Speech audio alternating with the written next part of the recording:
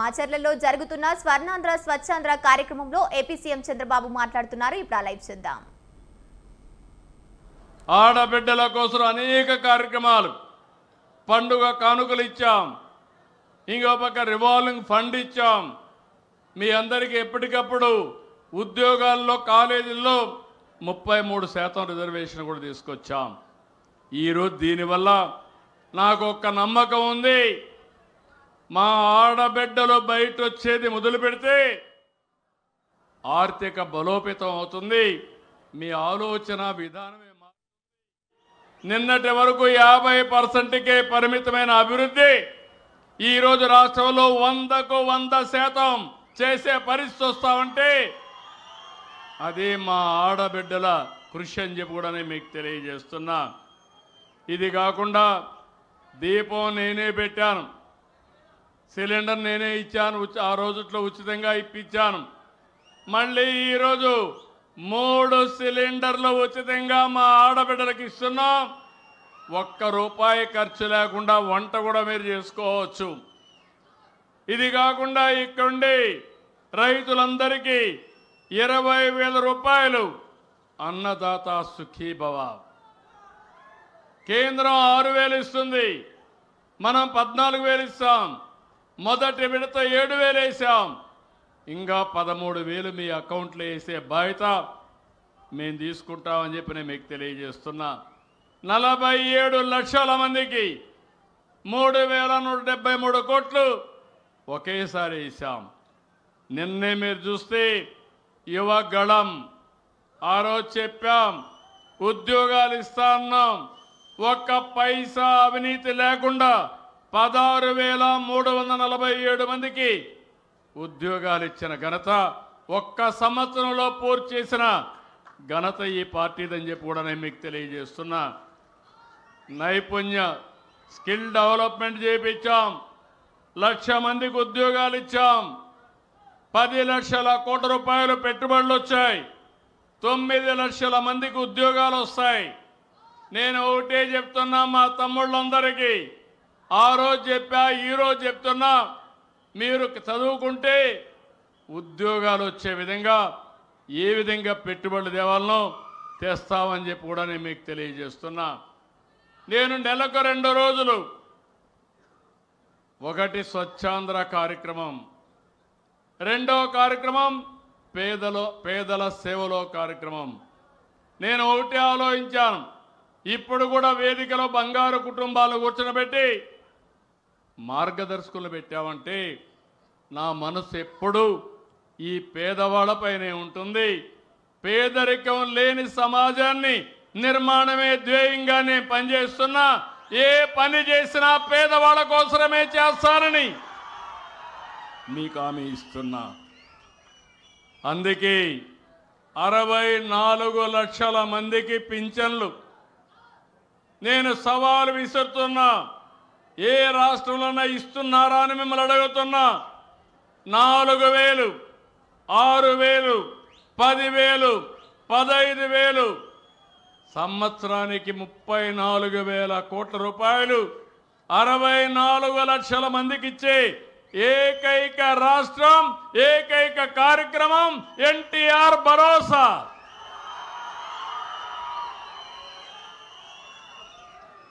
ఇంకా చాలా సంక్షేమ కార్యక్రమాలు ఇచ్చాం. రేపు మళ్ళీ ఈ యొక్క దసరా కానుగ్గా మా ఆటో డ్రైవర్లకు కూడా 15,000 రూపాయలు ఇస్తున్నాను.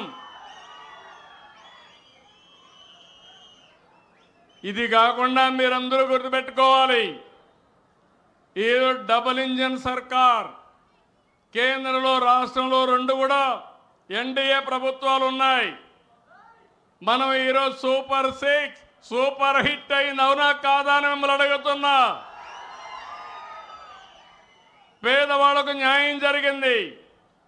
ఇప్పుడు కేంద్రం కూడా ముందుకొచ్చి జీఎస్టీ 2 తీసుకొచ్చారు. దీనివల్ల మీ యొక్క ఏదైనా కొనుక్కోవాలంటే ఒకప్పుడు రేట్ ఎక్కువ ఉండేది, పన్నులు బాగా తగ్గాయి. పన్నులు తగ్గి రేపు దసరాకు కానీ దీపావళికి కానీ నిజమైన దసరా నిజమైన దీపావళి మనం చేసుకునే పరిస్థితికి వస్తాం. ఒకప్పుడు 5 రకాలు ఉండేటివి, 5, 12, 18, 28 స్లాబులు ఉండేటివి. ఇప్పుడు 2 వచ్చాయి. అన్ని ట్యాక్సులు రద్దు చేసిన ఒకటి వచ్చింది. 5, 18 2 స్లాబులు ఉంటాయి. అంటే ఈరోజు దగ్గర 99% మేర వస్తువులన్నీ 5% కానీ 0కి కానీ వస్తున్నాయి. అంటే ట్యాక్స్ లేకుండా ఉంటే ఉదాహరణకు మీరు ఒక్కసారి గుర్తుపెట్టుకోవాలి, మొన్నటి వరకు పన్నీరు కానీ చెన్నా కానీ పాలు కానీ 5 రూపాయలు పన్ను ఉండేది. ఇప్పుడు 5% 0% చేశారు. ఎవరైనా పరోటా తినాలంటే 5% పన్ను ఉండేది, ఇప్పుడు అది కూడా తీసేశారు. అంటే 18% ఉండేది, బ్రెడ్కు 18%. మొన్నటికి ఇప్పటికి మీరు బ్రెడ్ తింటే ధరలో 18% తగ్గుతుంది. అంటే పేదవాడు ఎవడైనా ఆరోగ్యం బాగలేకుండా హాస్పిటల్కి పోతే పాలు బ్రెడ్ తినాలంటే ఒకటి 18% పన్ను, ఒకటి 5% పన్ను, ఈ 2 తీసేసే పరిస్థితికి వచ్చారు. మీకు 1-2 కాదు, కడాన పేదవాళ్ళు కానీ మధ్యతరగతి కానీ ఆటో కొనుక్కోవాలన్నా కారు కొనుక్కోవాలన్నా 9% తగ్గాయి. ఏసీ కొనుక్కోవాలంటే కూడా తగ్గించారు. ఈ విధంగా మొత్తం మీరు చూసినప్పుడు అనేక విషయాల్లో తృణధాన్యాలైతే 18 నుంచి 5%కి వచ్చాయి. అంటే రేపు రాబోయే రోజుల్లో ట్రాక్టర్లు పన్ను గణనీయంగా తగ్గించారు. ఇళ్ల నిర్మాణానికి వాడే వస్తువులపైన 5% పన్ను తగ్గించే పరిస్థితికి వచ్చారు. ఏదైతే మైక్రో ఇరిగేషన్ పైన 18 నుంచి 5%కి తీసుకొచ్చే పరిస్థితికి వచ్చారు. ఒక్క మాటలో చెప్పాలంటే ఈరోజు పన్నుల భారం తగ్గింది, ధరలు తగ్గుతాయి, వినియోగ శక్తి పెరిగిందని చెప్పి కూడా నేను మీ అందరికీ తెలియజేస్తున్నా. పేదవాళ్ళందరికీ ఒకటే విజ్ఞప్తి, నేను కూడా ఒక్క నెల ప్రజల్లో చైతన్యం కోసం ఈ ట్యాక్స్ వివరాలన్నీ మీకు చెప్తాం. మీరు కూడా ఇది ఉపయోగించుకోవాలి. ఇక్కడే మళ్ళీ ఒకసారి మీ అందరినీ కోరుతున్నాను, ఏదో ట్యాక్స్లు తగ్గాయి కాబట్టి పర్వాలేదని కాకుండా ఈ ట్యాక్స్ మీరు బెనిఫిట్ ఉపయోగించుకోవాలి. అదే సమయంలో శాశ్వతంగా పేదరికంలో ఉండాలన్న ఆలోచన మానాలి. నేను గర్వపడుతున్నా, నా కుడి పక్కన కూర్చున్న మేరీ, ఆవిడ కష్టార్జిత భర్త కూడా లేడు. ఆవిడ నేను అడిగాను, నీ పిల్లలు ఏం చేస్తారు తల్లి అని అడిగా. ఆవిడ ఒకటి చెప్పింది, నా బిడ్డ మగబిడ్డ BE చేశాడు, ఆడబిడ్డను MBA చేయించారంటే నాకంటే గర్వపడేవాడు ఆనందపడేవాళ్ళు వేరే వాళ్ళు ఉండరని చెప్పి మళ్ళీ విజ్ఞప్తి చేస్తున్నా. ఆ తల్లి నిస్సహాయరాలు కాదు, స్వయం కృషి, పట్టుదల, విజన్. డబ్బులుండే పిల్లవాళ్ళే చదివేది కాదు, నా పిల్లవాళ్ళు కూడా చదివిస్తానని చదివించి బ్రహ్మాండంగా జీవితాల్ని తీర్చిదిద్దంటే ఈ మేరీ మనందరికీ ఆదర్శం అని చెప్పి కూడా నేను మీకు తెలియజేస్తాను. గట్టిగా చప్పట్లు కొట్టి అభినందించండి. ఇంకో పక్క రమణ గారు ఉన్నారు, రమణ గారు ఉన్నారు. ఆవిడ కూతురు ఇక్కడే ఉంది, డిగ్రీ చేపిస్తా ఉంది. నేను గర్వపడుతున్నా, ఇది స్ఫూర్తి. అందుకే నేను P4 పెట్టి పిల్లల్ని బాగా చదివిస్తే మీ జీవితాలు బాగుపడతాయనే ఉద్దేశంతో నేను ఈ కార్యక్రమానికి శ్రీకారం చుట్టాను. మీరందరూ గుర్తుపెట్టుకోవాల్సిన అవసరం ఉంది. వాళ్ళిద్దరిని కూడా గట్టిగా చప్పట్లు కొట్టి అభినందించండి, అది స్ఫూర్తి. ఒకప్పుడు నేను ఒక మాట చెప్పాను, మీ పిల్లల్ని బాగా చదివించండి, ఐటీ చదివించండి. పైకి వస్తారంటే గ్రామాల్లో ఉండే తల్లిదండ్రులు దగ్గరుండే టౌన్కి వచ్చి అక్కడ ఇల్లు పెట్టుకొని పిల్లలు చదివించారు. దాంతో ఈరోజు మీరు చూస్తే ఆ రోజు చదివించిన పిల్లలు ఐటీలో బ్రహ్మాండంగా రాణించి హైదరాబాదుకు బెంగళూరు లాంటి సిటీలకు వెళ్ళి అక్కడి నుంచి విదేశాలకు వెళ్ళారు. ఈరోజు ప్రపంచంలో ఏ దేశానికైనా వెళ్ళండి, ఒక పాష్ లొకాలిటీకి వెళ్ళండి, అక్కడ పెద్ద పెద్ద ఇళ్ళు చూసి గట్టిగానే మీరు తెలుగులో మాట్లాడితే 100 మంది తెలుగు వాళ్ళు బయట వస్తారు అక్కడ. అది ఆ రోజు నేను చూపించిన స్ఫూర్తి అని మరొక్కసారి మిమ్మల్ని అందరినీ కోరుతున్నా. కొంతమంది మాటలు చెప్తా ఉంటారు, చెత్త కబుర్లు చెప్తా ఉంటారు, ఏమీ చేసిన చరిత్ర ఉండదు. చరిత్ర రాయాలన్నా, చరిత్ర తిరగా రాయాలన్నా ఏ తమ్ముళ్ళు మీరు కూడా ఒకటి ఆలోచించాలి. మళ్ళీ అటు ఇటు అడ్డదారి చూడొద్దండి. నేను అందుకే ఒకే మాట చెప్పాను, మనకు వైకుంఠపాళి వద్దు.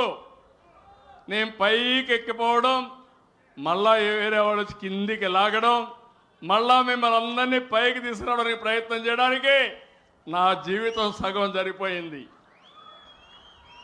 ఇంకా అది రావడానికి వీలు లేదు. దానికి మీరు సిద్ధమా అని మిమ్మల్ని అడుగుతున్నా.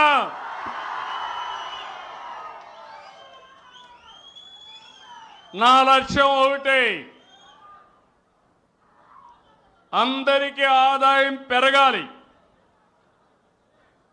ఆదాయం పెరుగుతుంది, ఆ మాట కూడా చెప్తున్నా.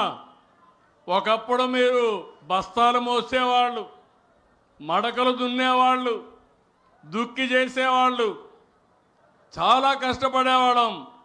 ఇప్పుడు శారీరక కష్టం కాదు కావాల్సింది, మేధో శక్తితో పనిచేయాలి.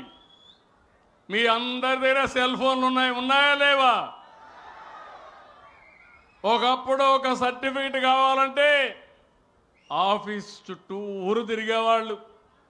పిల్లలు చదువుకోవాలంటే క్యాస్ట్ సర్టిఫికెట్ ఇవ్వాలి, ఇన్కమ్ సర్టిఫికెట్ ఇవ్వాలి, నేటివిటీ ఇవ్వాలి.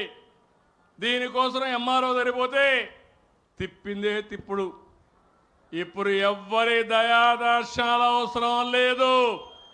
WhatsApp governance. ఏ పని కావాలన్నా ఫోన్ తీసుకొని మీరు కొడితే ఆ పని అయ్యి మళ్ళా మీకు చెప్పే బాధ్యత నాదని మరొక్కసారి మీ అందరికీ హామీ ఇస్తున్నా.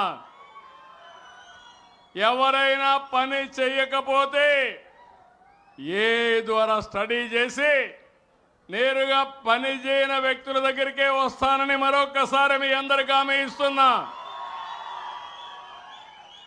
మీరు సమాచారం నాకు ఇవ్వండి, నేను అందరినీ గౌరవిస్తా. పనికాడ మాత్రం రాజీ లేదు.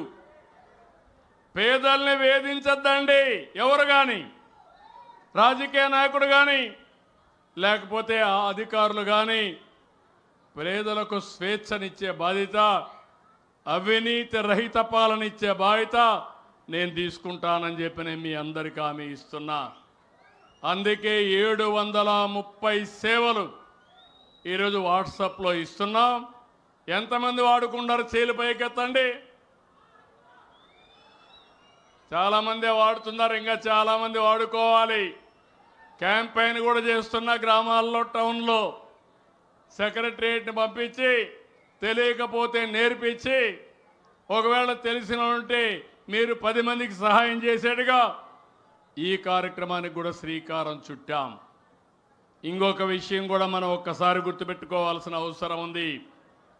ఈరోజు రాష్ట్రంలో మున్సిపల్ అడ్మినిస్ట్రేషన్ కానీ మన డిప్యూటీ సీఎం పవన్ కళ్యాణ్ గారు కానీ ఇద్దరు కలిసి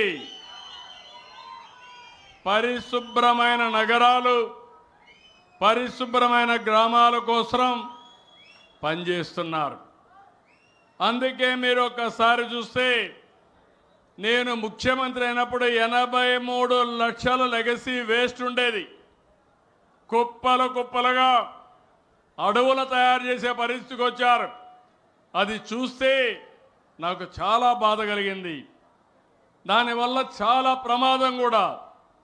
అక్కడ వర్షాలు పడతాయి, వర్షాల్లో ఇదంతా కూడా తడిచిపోయిన తర్వాత భూగర్భ జలాలు మొత్తం కలుషితం అయిపోతాయి.